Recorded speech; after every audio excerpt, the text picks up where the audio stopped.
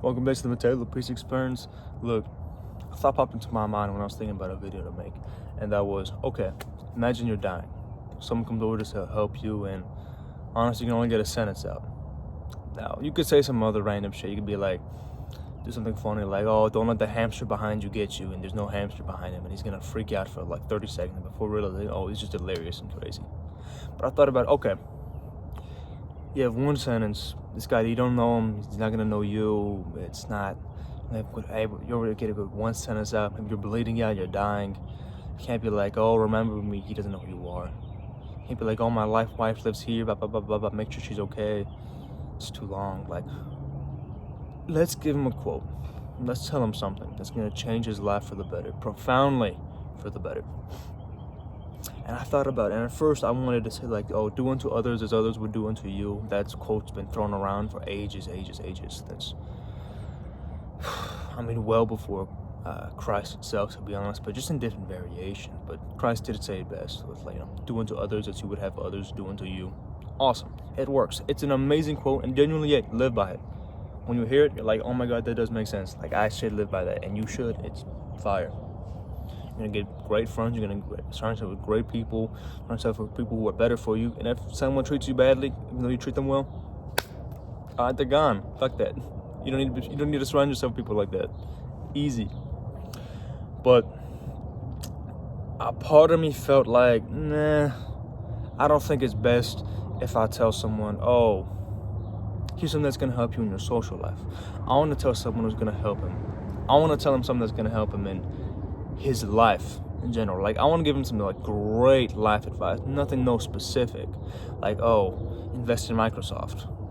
You can't tell a peasant 600 years ago to invest in Microsoft, but you can tell a president, hey, don't pray for an easy life, pray for the strength to endure a difficult one. And I love that quote, and that's probably what I would tell someone. As I haven't even looked through the pages of my quote book, but that's always been in the forefront of my mind. My friend messaged me it, and I watched the Dune movie. Towards the end of the Dune movie, the second one, the good one, it's really good actually. I was, like saying that to myself, like, I don't pray for an easy life, I pray for the strength to endure a difficult one. I wasn't shouting it in the movie theater, obviously, but I was saying to myself, and I really like that. I like that quote a lot. I remember. It's from a friend of mine. I remember we would talk about like, yeah, we're gonna remember these as the good old times when we're just like working on ourselves, doing all this. There's like nothing bad going on outside in the world, at least not in our area. But one day, like, times are gonna turn really hard. They're gonna be really hard. And we remember these as the good old times. And I remember going to bed that night and like journaling to myself, like, I'm praying for difficult times. And I knew a part of that was an unfinished thought, but I didn't quite know how to fill it in. I think that quote fills it in. See, I wasn't actually praying for difficult times. Like, nobody prays for war, for torture, and we'll talk about those later. Nobody prays to have a tree land on their house, but you do pray for the strength that those situations bring you. You do pray for the strength to endure those situations and come out thriving and on top, don't you? I know I do. That's kind of what I meant. Like, looking back, that is what I meant. And nobody, like, except with Andre David Goggins, you don't pray to just suffer for no fucking reason. Now, when you do suffer, and you will suffer in life, and there will be difficult times ahead of you, you will pray. You, like, not unfinished thought. You will pray for the strength that it brings you. And honestly, that's what I was thinking. Like, I wanted to pray for the knowledge that those difficult times would give to me the wisdom that it would bring, and take that forward with me for the rest of my life. That's what I was praying for. That's awesome. I really like that. But let's give an example. You're under torture. Most ear-splitting, nail-biting, horrible piece of torture you can imagine, but you have a secret. A secret that's going to keep your family safe. You're the only one who's been caught. Or a secret that's going to keep your government nice and stable, and everybody within it is stable. Whatever works better for you.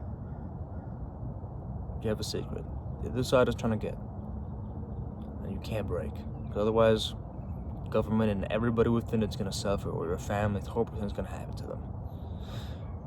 Now, obviously, you're not going to pray for the situation to happen. That's horrible. But you are going to pray.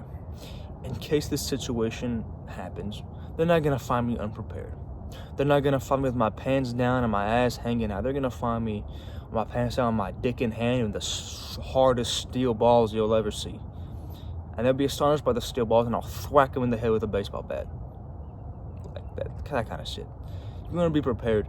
Not so much prepared, but you want to have the strength to be able to endure and the virtue to endure and thrive in such a situation. If war comes knocking, you don't want to be the kind of person who's just, oh my God, just freaking out. You want to be the kind of person that, all right, let's go.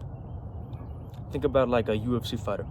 Oh, someone's really pushing the pace and he wasn't expecting it, and it's a 5-round fight. All right, cool, let's go to war. Fuck it, why not? Fuck it, we ball. Like that kind of shit. That's what you want to have. You don't want to have the fear and restrictions. No, you want to be prepared, and when war and torture finds you, you want to be like, all right, let's go. I have the strength, and if I don't have the strength, then I will glean the strength from the situation and come out better. That kind of stuff. But more so than that, there's a part of the quote, I don't know if you guys caught up on. I pray not for an easy life, but for the strength to endure a difficult one. A good life can be difficult, but it's not always. But a great life is always difficult. And if you pray for a difficult life, perhaps you also pray for a great life. And turn a difficult life into a great life. And that's what I really like, because I've always wanted to have, I don't want to have a good life, I want to have a great life. And I got to live that. If I want my sons to have the same thing, I want to show my son, like, hey, this is how you get a great fucking life. Let's do this.